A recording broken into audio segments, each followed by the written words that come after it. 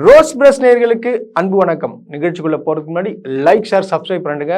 வாங்க நிகழ்ச்சிக்குள்ள போலாம்.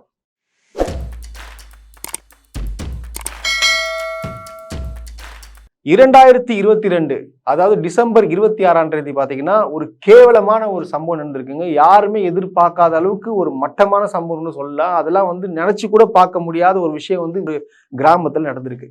அதாவது குடிக்கிற தண்ணியில இந்த கேவலமான ஜென்மங்கள் இந்த மாதிரி மனித கழிவு கலந்துருக்காங்கன்னா அவங்க எல்லாம் எப்படி சொல்றது? அந்த அளவுக்கு தான் ஏகப்பட்ட போராட்டங்கள் வெடிச்சது. அவங்களை உடனடியாக கைது செய்யணும் அப்படின்னு சொல்லிட்டு சொன்னாங்க. ஏன்னா அதெல்லாம் ஏத்துக்க கொள்ள முடியாத ஒரு அசிங்கம் நடந்திருக்குங்க. அதாவது பாத்தீங்கன்னா இது யாருன்னு கண்டுபிடிக்காக முதல்ல பாத்தீங்கன்னா ஏடிஎஸ்பி தலைமையில போலீசார் விசாரணை நடத்தி வராங்க. ஸோ கொஞ்சம் தள்ளி போனதுனால என்ன ஆகுதுன்னு பார்த்தோன்னா இது சிபிசிஐடிக்கு தமிழக அரசு மாத்துது. அவங்க பாத்தீங்கன்னா 220 பேரை சந்தேகத்தின் பேர்ல பிடிக்கிறாங்க. 32 பேர் மேல பாத்தீங்கன்னா டிஎன்ஏ டெஸ்ட் எடுக்கிறாங்க. அது உண்மை கண்டறியும் சொல்லிட்டு இந்த மாதிரி பண்ணணும்னு சொல்லிட்டு கோர்ட்ல கேட்டுக்கிறாங்க. பட் ஆனா கோர்ட் அதை நிராகரிச்சு அப்ரூவல் கொடுக்கல. அதாவது பயங்கர இன்வெஸ்டிகேஷன்லாம் பண்ணுறாங்க. அது கொஞ்சம் கொஞ்சமாக இன்வெஸ்டிகேஷன் பண்ணுறாங்க. பண்ண என்ன ஆகுதுன்னா விசாரணையில் கண்டுபிடிக்கிறாங்க.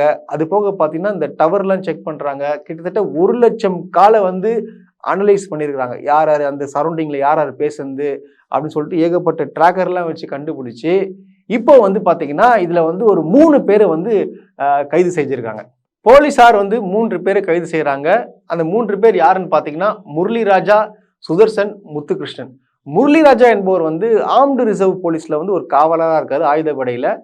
அவரை கைது செஞ்சிருக்காங்க. அவரை பத்தி மேலும் விசாரிக்கும் போது அவர் ஒரு விஷயத்த தெளிவுபடுத்துறாரு. அது என்னன்னு பாத்தீங்கன்னா, ஊராட்சி மன்ற தலைவர் பத்மா அவருடைய கணவர் கோபால் இருக்காங்க. அந்த கோபால் பாத்தீங்கன்னா அந்த முரளிராஜாவுடைய தந்தையை அவமானப்படுத்தியதாகவும் அவர் அந்த தண்ணீர் தொட்டியில வேலை செய்யக்கூடிய ஒருத்தரா இருக்காரு. ஸோ அவரை வேலையை விட்டும் நீக்குறாங்க. ஸோ இது தாங்க முடியாம ஆக்சுவலா இங்க தண்ணியே சரியில்லை அப்படின்னு சொல்லிட்டு என்ன பண்றாருன்னா, அதாவது சம்பவம் நடிக்கிற முன்னாடி நாள் அவர் முரளிராஜா என்ன பண்றாருன்னா, இங்க தண்ணியே நல்லாவே இல்லை, தண்ணி ஒரு மாதிரி வாசனை வருது, அது சரியில்லை, என்னன்னு சொல்லிட்டு பார்க்கணும் அப்படின்னு சொல்லிட்டு ஊர் பூரா பரப்பி விடுறாரு. இந்த விஷயத்த பரப்பி விடுறாரு. உடனே அங்க என்ன ஆகுதுன்னு பாத்தீங்கன்னா, அங்க சம்பந்தப்பட்ட நபர்கள்லாம் அடுத்த நாள் செக் பண்றாங்க. அதுக்கு முன்னாடி என்ன பண்றாங்கன்னா, டிசம்பர் 26ஆம் தேதி நைட்டு, அதாவது சுதர்சனும் முரளி கிருஷ்ணனும் சேர்ந்து மேல மலத்தை கலக்குறாங்க. அந்த வீடியோவை நீங்க பாருங்க.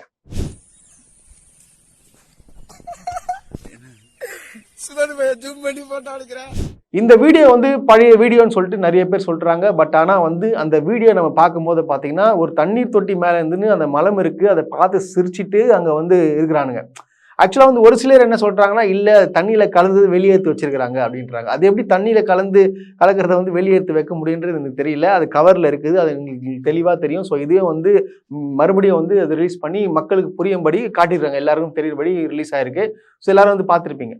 ஸோ அதுக்கப்புறம் பார்த்தீங்கன்னா ஒரு ஆடியோவும் ரிலீஸ் ஆகுது. அந்த ஆடியோ அதுல என்ன வருதுன்னு பார்த்தீங்கன்னா, அதாவது அந்த சுதர்சனும் அவனுடைய தாயும் அப்புறம் அவங்க அத்தையும் பேசுற ஒரு ஆடியோ ரிலீஸ் ஆயிருக்கு. அந்த ஆடியோவும் நமக்கு தெளிவுபடுத்துது, அதாவது இவன் தான் இப்படி பண்ணிருக்கிறான் அப்படின்னு சொல்லிட்டு நமக்கு தெளிவாவே இருக்கு. ஸோ அந்த ஆடியோவை நீங்க கேளுங்க. ஹலோ அத்தை, நல்லா இருக்கீங்களா? நல்லா இருக்கேன். அம்மா எல்லாம் சூரியலாம் நல்லா இருக்கா? எல்லாம் நல்லா இருக்காங்க. என்னாச்சுப்பா பிரச்சனை? என்னாச்சு அதான் முரளி என்ன மேலதான் டவுட் போட்டு அவரை இது பண்ண பார்த்தாங்க முந்தா நாள். அதான் அப்புறம் நேத்து தான் அப்புறம் நிறைய பேர் வந்தானே கொஞ்சம் விட்டுட்டாங்க ஃப்ரீயா. ஆனா கண்டுபிடிச்சிட்டாங்க, ஆனா சொல்ல மாட்டேங்கிறாங்க. ஆமா சரி சரிப்பா. ஒன்னும் ரொம்ப கண்டுபிடி பண்ணல?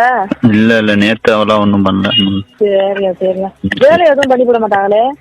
இல்ல அது மாதிரிலாம் எதுவும் பண்ண மாட்டாங்க. அதான் அந்த நின்னு பயந்துகிட்டு இருக்கிறாங்க. ஐயோ ஐயோ சொல்லி சொல்லாம நல்லா இருந்திருக்கலாம் நீங்க. அதான் வேற சொல்லாம ஏதாவது கண்டுபிடி பண்ணுவாங்களே. சரிப்பா சரி பாத்துக்க. சரிங்க. இந்த யாழ்கிட்ட கொடுக்குற கொடுங்க. என்னமா என்ன விசாரிக்கலையா? என்ன விசாரிக்கல, இருங்க கூப்பிடுறேன். போன் மேல போன் அடிச்சுட்டு இருக்காது, அப்புறம் போன பண்ணிட்டு. சரிம்மா, நான் இனிமேல அடிக்கலாமா? நீதான் அனுப்பி சொல்லணும். ஒத்துக்கவே கூடாது, ஒத்துக்கவே கூடாது. நீங்க அனுப்பி பேசணும். அடிச்சாலும் ஒத்துக்கவே கூடாது.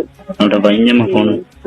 சரி இந்த ஆடியோல நீங்க கேட்கும் போது உங்களுக்கு ஒரு விஷயம் வந்து தெளிவுபடுத்திருக்கோம். இவன் வந்து எனக்கு நீங்க ஃபோன் பண்ணாதீங்க, நீங்க ஃபோன் பண்ணா வந்து என்ன புடிச்சிட்டு போயிடுவாங்க அப்படின்னு சொல்லும் போது, இல்ல நான் ஃபோன் பண்ண மாட்டேன், நீ என்ன ஆனாலும் நீ சொல்லாத அப்படின்னு சொல்லிட்டு அவங்க தாய் வந்து அவங்க சுதர்சன் அவர்கிட்ட வந்து சொல்றதை நீங்க கேட்டிருப்பீங்க.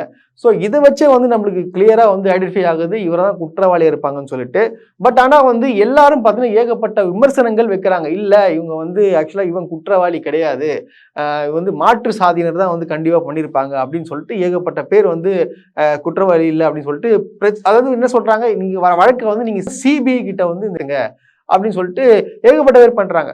இதுல வந்து ஒரே ஒரு விஷயத்த வந்து நம்ம தெளிவுபடுத்திக்க விரும்பணும். அதாவது தவறு செய்தவர்கள் எல்லா சாதியிலும் இருப்பாங்க, எல்லா மதத்திலும் இருப்பாங்கன்றதை வந்து புரிஞ்சுக்கணும். இப்போ பட்டியலினத்தை சம்பந்தப்பட்டவர்கள்லாம் வந்து இந்த மாதிரி தவறு செய்யாதவர்கள் இருப்பாங்கன்னா எல்லா சாதியிலும் பார்த்தீங்கன்னா ஒருத்தர் கொஞ்சம் கொஞ்சம் கயவர்கள் இருக்கதான் செய்வாங்க. அவங்களுக்கு வந்து அவங்க வந்து இந்த மாதிரி தான் பண்ணுவாங்க.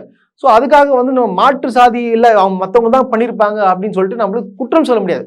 ஒரு போலீஸ் அதிகாரிகள் என்ன பண்ணிருக்காங்க, பக்காவா ஆராய்ஞ்சிருக்காங்க. அவங்க என்னென்னலாம் பண்ணியிருக்காங்க நீங்க பார்த்தீங்கன்னா, கிட்டத்தட்ட வந்து 393 பேர் மேல சந்தேகப்பட்டு விசாரணை நடத்தி அங்குள்ள அந்த 1 லட்சம், அதாவது அந்த சுத்தி உள்ள அந்த நடந்த சம்பவத்தை சுத்தி உள்ள பகுதிகளில் 1 லட்சம் காலை வந்து கேட்டு ஆராய்ஞ்சி அனலைஸ் பண்ணி அதுக்கப்புறம் பார்த்தீங்கன்னா டவர், அதாவது 89 டவர்ல இருந்து யாரெல்லாம் போயிருக்கிறாங்க அப்படின்னு சொல்லிட்டு செக் பண்ணி அதுக்கப்புறம் பார்த்தீங்கன்னா 23 சாட்சிகளை வைத்து குற்றப்பத்திரிகை தாக்கல் பண்ணி வந்து கோர்ட்ல வந்து கொடுத்துருக்குறாங்க. ஸோ வந்து 23 பேர் வந்து சாட்சி சொல்லியிருக்காங்க, ஆமா இவங்க தான் இப்படி போனாங்க இங்க வந்தாங்க அப்படின்னு சொல்லும் போது அப்போ வந்து போலீஸ் வந்து அவங்க சைட்ல இருந்து கொடுத்தாச்சு. இப்போ வந்து முடிவெடுக்க வேண்டியது யாரு, கோர்ட். இப்போ கோர்ட் தான் வந்து அனலைஸ் பண்ணி அவங்க தான் வந்து சொல்ல போறாங்க. அதாவது இன்னைக்கு கேட்டிருக்காங்க, இது தீர்ப்பு சொல்ல வேண்டிய கட்டாயம்ல வந்துருச்சு நேற்று. ஆனா பாத்தீங்கன்னா காவல்துறை வந்து இன்னும் வந்து 2 பேரை விசாரிக்க வேண்டும் சொன்னால பாத்தீங்கன்னா இந்த வழக்கு பாத்தீங்கன்னா மார்ச் 26ஆம் தேதி வந்து கோர்ட் வந்து ஒத்தி வச்சிருக்குது. ஸோ இதுதான் ஒரு விஷயம். அதாவது குற்றப்பத்திரிகை முதற்கொண்டு எல்லாமே வந்து காவல்துறை பக்கத்துல இருந்து பார்த்தீங்கன்னா சோசியல் மீடியால எல்லாத்துலயுமே வந்துருச்சு. அதையும் வந்து ரிலீஸும் பண்ணியாச்சு. அது போக பார்த்தீங்கன்னா கூடுதலா வந்து 2 ஆடியோக்களும் வந்து கோர்ட்ல வந்து கொடுத்ததா வந்து சிபிசிஐடி போலீஸும் வந்து சொல்லியிருக்கிறாங்க. ஆனா இங்க வந்து என்ன நடக்குதுன்னு பாத்தீங்கன்னா, இல்ல இப்ப நம்ம இந்த வேங்கை வாயில் வந்து கேட்ட உடனே இந்த கேஸை வந்து சீக்கிரம் முடிக்கிறதுக்காக வந்து தமிழ்நாடு அரசு வந்து இந்த மாதிரி செயல்படுது அப்படின்னு சொல்லிட்டு வந்து ஒரு குற்றத்தை வந்து வைக்கிறாங்க. நான் கேட்கிற ஒண்ணு தான், சிம்பிளான விஷயம். உடனே சொல்லுவாங்க நிறைய பேர் வந்து முட்டு கொடுக்குறேன், அப்படிலாம் இல்லை. நான் நியாயமா ஒரு விஷயத்தை நான் கேட்கிறேன். உங்களுக்கு இவர் தான் குற்றவாளி அப்படின்னு தெரிஞ்சாலாம் வந்து அதெல்லாம் அரெஸ்ட் பண்ண மாட்டாங்க. இப்போ 2 வருஷமா வந்து கேஸ் வந்து பண்றாங்கன்னா சும்மாலாம் இல்லை. எல்லாமே பார்த்தீங்கன்னா வந்து விசாரணையில் இருக்கு. எல்லாமே முறைப்படி என்ன பண்ணணுமோ பண்றாங்க.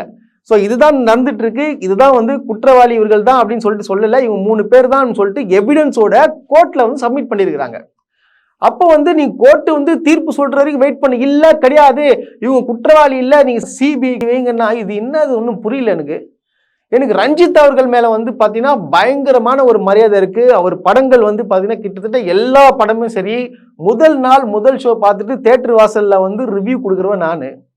ஸோ எனக்கு ரொம்ப பிடிச்ச ஒரு இயக்குனர். அது அவர் வந்து இப்பெல்லாம் பார்த்தீங்கன்னா ஒரு அந்த ஆம்ஸ்ட்ராங் அவர்களுடைய கொலை வழக்குலேருந்து பார்த்தீங்கன்னா இப்போ வரைக்கும் பார்த்தீங்கன்னா அவருக்கு என்ன பேசணும்னு தெரியாமல் இஷ்டத்துக்கு வந்து இல்லை இவங்க குற்றவாளி இல்லை, நீங்கள் வந்து மடைமாற்றம் பண்ணுறீங்க, எப்படி வந்து நீங்கள் பட்டியலின மேலே வந்து பழி சொல்லுவீங்க அப்படின்னு சொல்லிட்டு கேட்குறாங்க. ஏன் பட்டியலினத்தை சார்ந்தவர்கள்லாம் குற்றம் செய்ய மாட்டார்களா?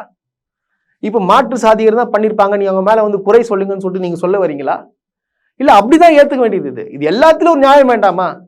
இது எப்படி நீங்க வந்து இந்த மாதிரி சொல்லுவீங்க? நீங்க அரச குற்றம் சொல்றீங்களா, இல்ல வந்து மாற்று சாதியை கைது பண்ணல, இல்ல அவங்க தான் குற்றவாளின்னு சொல்லிட்டு நீங்க குற்றம் சாட்டுறீங்களா? அப்ப நீங்க குற்றம் சாட்ட யார் சொல்றீங்களோ நீங்க தைரியமா நீங்க ஓப்பனா சொல்லுங்க, இல்ல இவங்க தான் சொல்லிட்டு சொல்லுங்க. போலீஸ் கண்டுபிடிச்சு கோர்ட்ல கொடுத்தாச்சு. ஸோ கோர்ட் முடிவெடுக்க போகுது. நடுவில் புந்து இல்ல கிடையாது அப்படின்னு சொன்னா இது எப்படி ஏத்துக்க முடியாது? ரஞ்சித் அண்ணனுக்கு வந்து ஒரே ஒரு விஷயத்த வந்து நான் பதிவு பண்ண விரும்புறேன். குற்றவாளிகளை வந்து சரியான ஆதாரங்களை கொண்டு சட்டத்தின் முன் நிறுத்திருக்கிறது சிபிசிஐடி போலீஸ். உங்களுக்கு என்னதான் பிரச்சனைன்னு தெரியல, சாதியில வந்து நல்லவரும் இருப்பாங்க கெட்டவரும் இருப்பாங்க. எல்லா பிரச்சனைகளுக்கும் சாதி ரீதியாக வந்து நீங்க தேட நினைப்பது வந்து அது எப்படி தெரியுமா இருக்கு?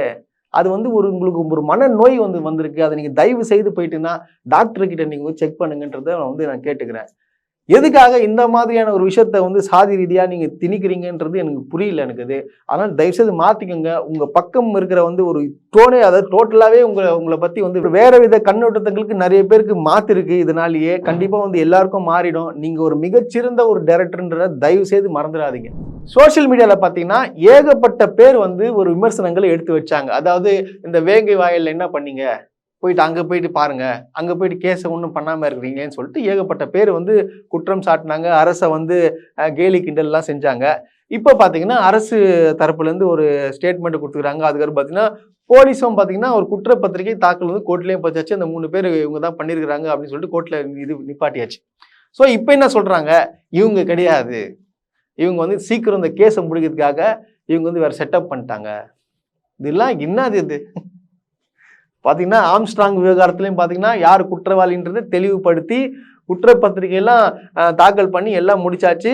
இப்போ அது முன்னாடி என்ன சொன்னாங்க, இல்லை இவங்க தான் இருப்பாங்க அவங்க தான் இருப்பாங்கன்னு சொன்னாங்க. பட் ஆனால் காவல்துறை சிறப்பான செயலை செஞ்சு முடிச்சாச்சு. இப்போ அடுத்தது பார்த்தீங்கன்னா பரந்தூர் விமான நிலையத்தில் வந்து ஒரு குற்றச்சாட்டு வச்சு இல்லை வந்து விவசாயத்தை அழிக்கிறாங்க, நிலத்தை அழிக்கிறாங்கன்னு சொல்லிட்டு திருப்பி ஒரு குற்றம் சாட்டினீங்க அரசு மேலே. இப்போ திருப்பி இந்த வேங்கை வாயில் விஷயத்த வந்து திருப்பி கலரி விட்டு இல்லை இவங்க இல்லை சிபிஐ கிட்ட மாத்துங்க, இவங்க வந்து பொய் சொல்றாங்க அப்படின்னு சொல்லிட்டு ஒரு போராட்டம் வந்து நடத்திட்டு இருக்கீங்க. இல்லை இது என்னதான் இது? அப்படி தமிழ்நாடு அரசு எது பண்ணாலும் வந்து விமர்சனம் வச்சு அது எப்படி எதுன்றது எனக்கு ஒண்ணுமே புரியல. கண்டிப்பா வந்து குற்றவாளிகள் வந்து யாராக இருந்தாலும் கண்டிப்பா வந்து தண்டனை கிடைக்கும், கண்டிப்பா அவங்க மேல நடவடிக்கை எடுக்கப்படும். தமிழ்நாடு அரசு மேல வந்து தினமும் வந்து விமர்சனங்கள் வந்துட்டே இருக்கு. அதை வந்து அவங்க எப்படி ஹேண்டில் பண்ணுவோம், கண்டிப்பா ஹேண்டில் பண்ணி அவங்களும் வந்து அவங்க சைட்ல இருந்து கண்டிப்பா வந்து பதில் சொல்லுவாங்க. அதன்படி பார்த்தீங்கன்னா எல்லாமே சரியா போயிட்டு இருக்கு.